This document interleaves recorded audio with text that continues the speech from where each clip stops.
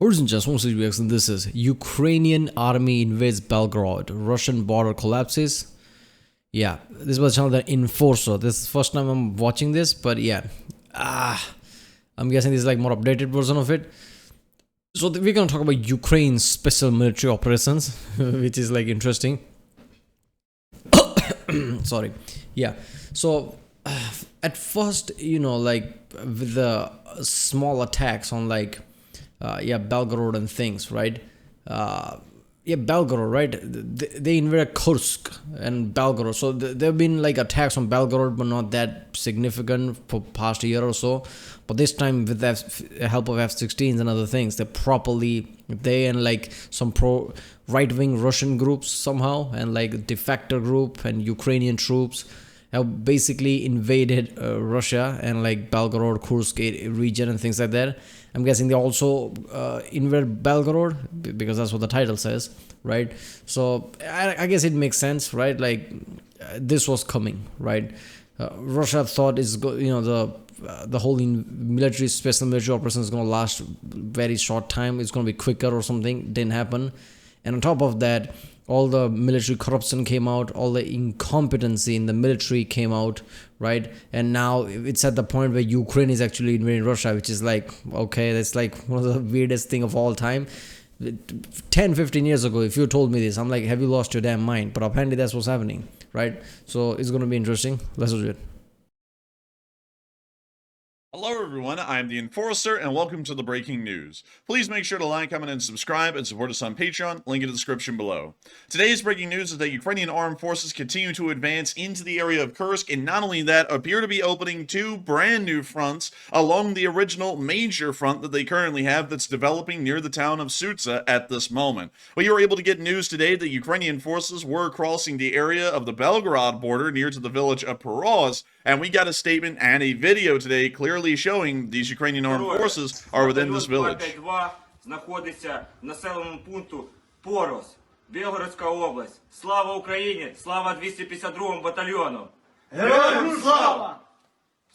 This is a brand new border incursion, and the first of its kind conducted by the Ukrainian armed forces into the Belgorod Oblast. If one was to pay attention and notice the area in which this border breach has occurred, it is actually occurring fairly close to the Vovchansk front, which a lot of people are believing may be showing that the Ukrainians truly are going to be attempting an encirclement of Belgorod and Kursk and capture a large area of the Russian frontier oblasts, such as Bryansk, Kursk, and Belgorod. This is likely and possible, although at the moment we understand that that is only a battalion-sized force, but that battalion-sized force may just be the opening of another couple of brigades that are going to be entering this area and then trying to rapidly advance down the highways and towards areas like Rakitno and also other villages like Boris. So, okay, how do Ukrainians have troops though at that level where they can actually do that? And imagine if that actually happened. They encircle Belgorod and actually take it. Oh my god. Right? I mean, look, man, everything that's happening with Russia so far, you can say it's like, not as strong as we thought, this and that, but in the end you're still gonna think about, oh, Russia, it's been powerhouse for like decades. But after, if this actually happens, physical result of a country, basically Ukraine, taking on large oblasts like that in Russia, that's a big ass punch in the reputation of Russia in the like global stage. Like I don't know what Putin tried to do here with Ukraine. I don't know if he got the bad information from his generals and things and he thought he could do this. But if that happens, that is like the biggest slap on the face. Like, how do you proceed after that, right? Like, your reputation is completely ruined at the global stage if that actually happens. But you can't flex after that, right? I don't know. Okay, possibly. But it does seem as though, once again, the Ukrainian forces have created another border breach as Russian forces from literally every part of the Ukrainian front line are racing on their way to Kursk. Now Russian command has to make a decision if this border breach is going to be serious enough to warrant multiple brigades possibly having to move into Belgorod and into this specific area to try and deal with that border incursion. We also got news that apparently the town of Tetkino, which is along the border in between Kursk and Sumy, is now also under heavy shelling as well, and we were able to get those reports today from Visegrad 24, as they stated that Ukrainian artillery has started a round of heavy shelling of the Russian town of Tetkino. It is on the border with Ukraine, but 40 kilometers west of where the Ukrainian army has launched its offensive and has made it to its deepest point, which apparently is near the area of Snagost. Are the Ukrainians about to enter the Kursk region in a second place? Or more so, the question is, are they about to invade Russia from a third front? Now we have the small front down here of Peroz, we have the Sudza front,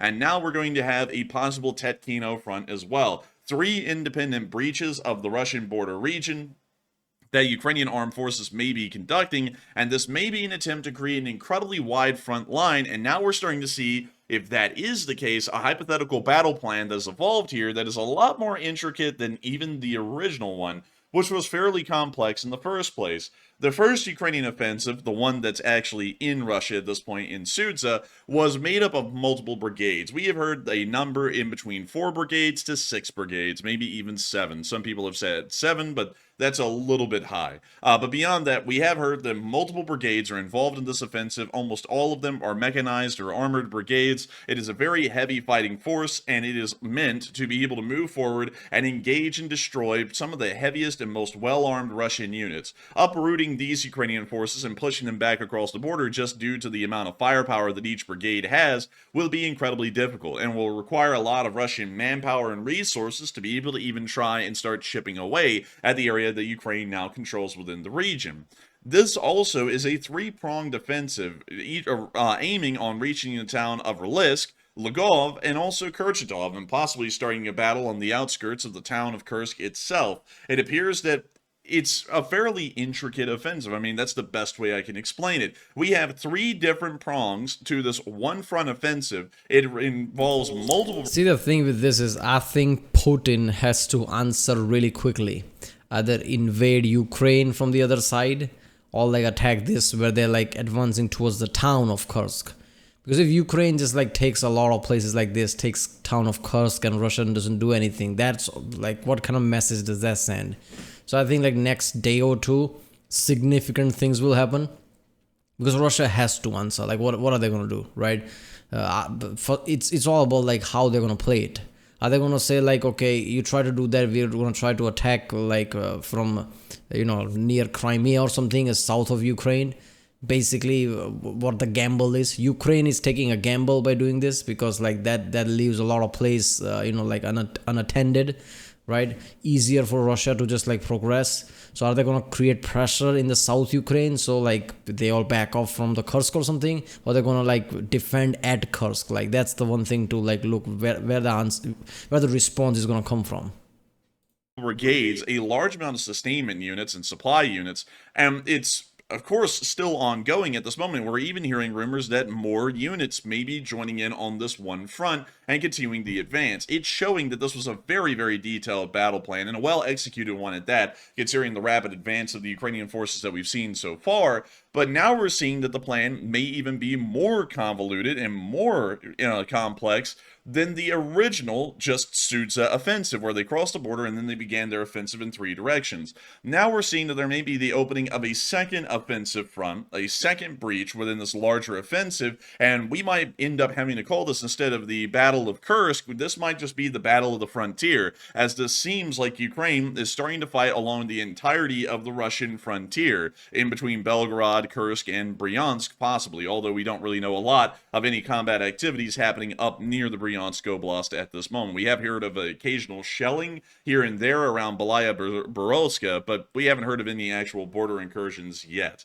However, yeah, what Ukrainians are trying to do is like create a wide enough footprint. So even if they're like Russians attack from Kharkiv side, right? They have like a larger footprint, so they can kind of defend rather than just like attack from Kursk head on, like spearhead from that, so Russian can just like swoop in from below. So they're trying to create like a wider footprint, which kind of makes sense when you think about it.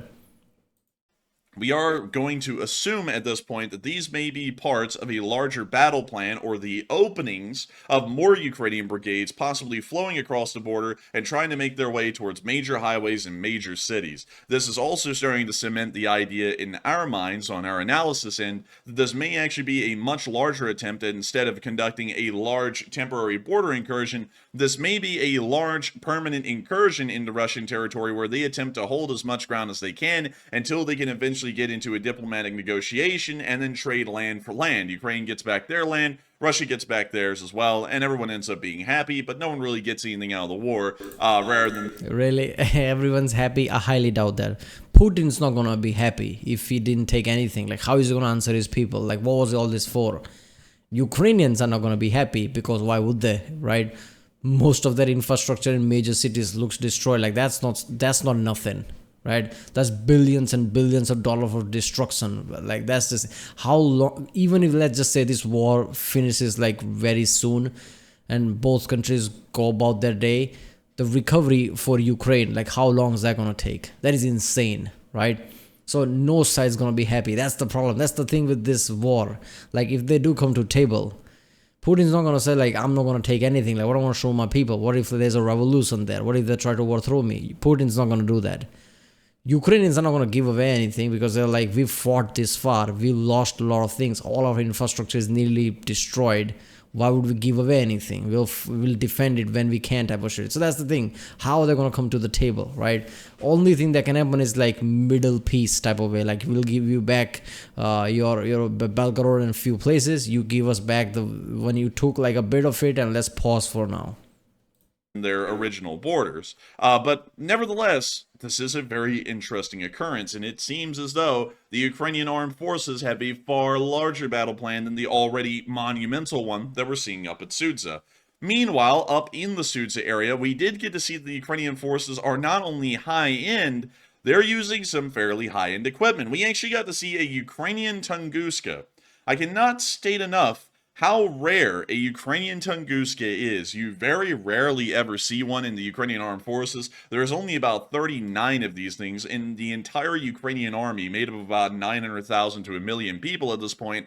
There's only 39 of these Tunguskas, and the fact that one of them is inside of Kursk is showing that they're pulling out the fine china as far as their armed forces are concerned, and they're using some of the best available equipment that they have at their disposal. Okay, this doesn't go well with, we have nothing to do with this type of thing, which I felt absurd.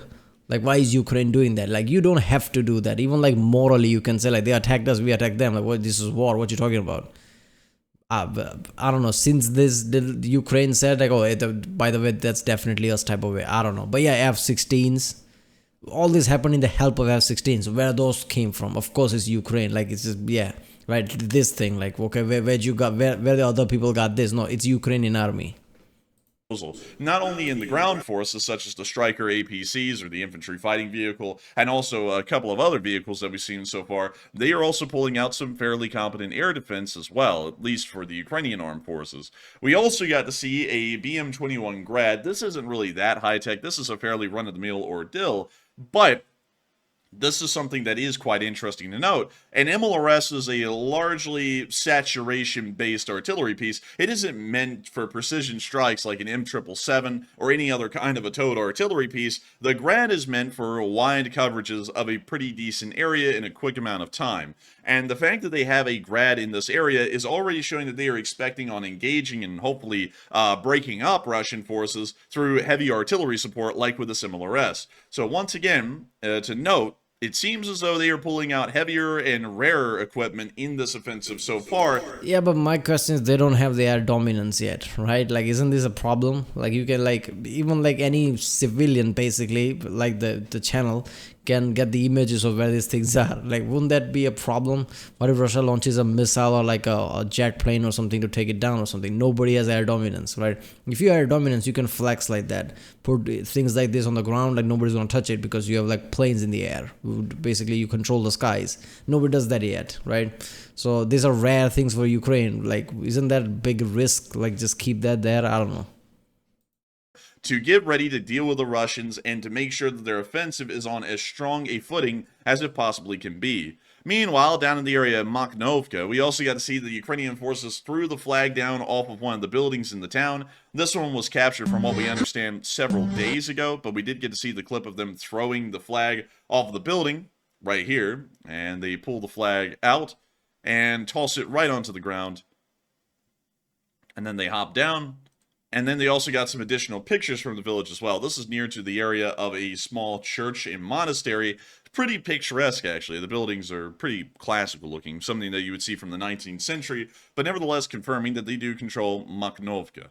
So that is a fairly big development as well, once again showing clear signs of control. And right now we understand that the Ukrainians control Makhnovka, Kurilovka, Guevo, and also Plakovo as well, south and east of the city of Sudza.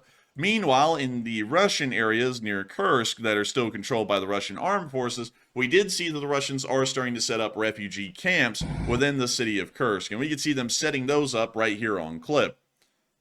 The Russian Federation has had a very hard time dealing with this offensive. There are hardly any Russian forces that are available in the area to give the Ukrainian armed forces any sort of... That's what I was saying, like, I mean... Was there like any intense battle or something? Because I'm pretty sure it wasn't. Like now there are like obviously there are gonna be troops in Kursk town. So if they progress any further, there's gonna be like proper fight there, right? Which is gonna be interesting. Meaningful resistance. And not only that, at this point, we're hearing that around 76,000 Russian citizens have ended up becoming refugees so far in the evacuations that are being conducted from the area. This camp is probably a very small attempt to plug the massive gap that is pretty much sinking the Russian boat of trying to get refugees into some form of shelter. This camp can only hold or house most likely 1,000 people or less than that, and there are currently 76,000 people that they have to find some form of shelter for before the colder months start to arrive. And the colder months for Russia are very soon. They're going to be around the late time of September, which... Oh, I didn't even thought of that. Oh, that is so strong and insane, man. People are the one who get screwed, right, with all these things. Yeah, the winter is coming, literally, like Game of Thrones. Winter is fucking coming, and like 76,000, only 1,000 people can be housed. What about 75,000 of them? Where are they going to be sheltered, man? Winter in Russia is brutal, right? So that is insane. I didn't even thought of that, right? Because I'm not living in icy areas, so I don't have to think about winters and things like that. But yeah, that's an insane thing. Which gives them about a month and a half to try and prepare a proper shelter for all of these refugees that are now traveling away from the active war zone. But that's the end of the clip right there, and we were also able to confirm with a secondary bit of news, which I kind of just touched on a moment ago, that the Russian Federation is stating that around 76,000 people have been evacuated from the Kursk region due to the offensive by Ukraine into the oblast. That is according to Russian state media.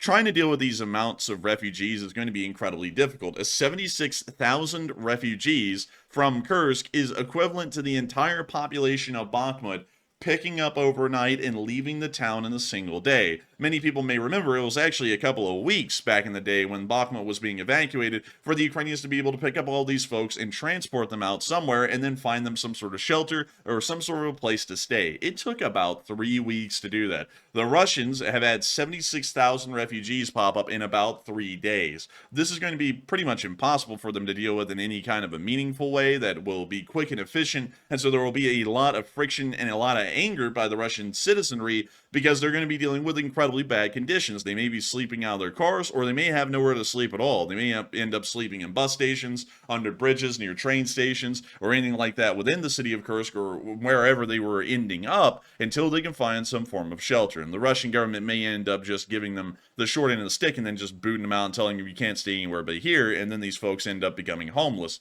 for the large part because the Russian government will not take care of them or provide for them. But nevertheless, it does seem as though that while the Russians are also dealing with a military crisis of having really no usable forces within the border region, they're now dealing with a humanitarian crisis as well. It seems as though the tables have largely turned for the Russian Federation, at least in that instant. But moving on from that and down into the area of the Middle East, we have also been able to hear that there has been a heavy barrage in northern Israel, but apparently, interestingly enough, the actual direction of the attack is unknown, at least according to Israeli sources that we were able to get at the moment. The thing about that, though, is that this area is in northern Israel, and I'm going to be showing you all the area where most of these attacks... Wait a minute, we're done with the Russian thing? Okay. I don't know, man. I don't know what to think about the Russia thing, right? Like I said, people are the one who get screwed. Like, where are the 75,000 Russians gonna sleep? That is just fucked up, right? Same thing probably applies to Ukrainian side as well. The places that Russia took over, I'm sure there are refugees there. Refugees, what about them? In the winter times, right? So I don't know. Look, man, here's the thing. When it comes to Putin, right? I don't know what he thought before starting the war. Did he have wrong information? Did he have misconception about how we're going to proceed? Was he surprised with everything that happened and caught off guard? I don't know. But in the end of the day, people need to remember Putin does have nukes. A lot of them. Probably more than any other country, more than USA as well. I don't know. But yeah, it's basically, there are only two countries on the planet has the most nukes, which is US and Russia. Russia has probably the most. How many of them function? I don't know. But it's like enough of them to be a problem, right? So if Putin's back is against the wall, he could go nuclear way, right? You think like, oh, isn't that mutual destruction type of way? But if Putin thinks he's already being destroyed, and it's like calculated risk type of way, what you gonna do then, right? So whenever I see these scenarios, I'm like, what the fuck? Just talk diplomatically, man. Come to the table, talk, right? Understand how things are moving, right? But any more poking the bear more, like what if like nuke thing happens? Because that's like the one thing, if you crosses that border, that's a precedent for every country on the planet. If Russia launches nuke, everybody else has the precedent as well, right? I mean, look, I don't want to say like there's any connection, but Russia started a special military operation, like invaded Ukraine. After that, look at the Middle East issues started. Before that, there were Middle East issues, but not a war scale like what is happening now, right? So people see in the world something happening. They're like, wait a minute, if he can do that, I'm pretty sure we can do that. So if Russia does launch the nuke, even if like miscalculated attempt or like just feeling like, I don't know, I guess small nuke, we have to show power or whatever, right? Just to flex at the global stage. Because if Ukraine does take over Belgorod and Kursk, that is, like I said in the start of the video, major slap in the face in Russia. Like, how is Russia going to flex after that? Only way to flex is showing nuke, which is a problem, crossing a line. Then like there is way too many countries like China, Pakistan, India, but a lot of European, basic too many countries with nukes, right? Anybody can say like, well, he can do it, probably we can do it. That's a problem. So I don't know. This all feels fucked up. People are the one who's gonna get screwed in the end of the day. I don't know what's happening in Russian army in in Moscow. What is happening there with the government, military generals? Do they have any plan? Are they being surprised, or do they have anything to the plan? What is the plan for Zelensky and Ukraine? What are they planning? Is this type of thing? Okay, let's try this and see what happens. Or like there's a grander plan. I don't know. Because if there's a grander plan, I would like to, at least I feel like there is some thought that is put there. So everything's calculated. So maybe something fucked up won't happen. But if everybody's just winging it, that's going to be closer to nuke scenario. I don't know. Well, this is just effed up news all around from both sides. People are the one who's going to get screwed. But this is Ukrainian army invades Belgorod, Kursk, by the channel the Enforcer. If you like my next video, subscribe, and I'll see you next time.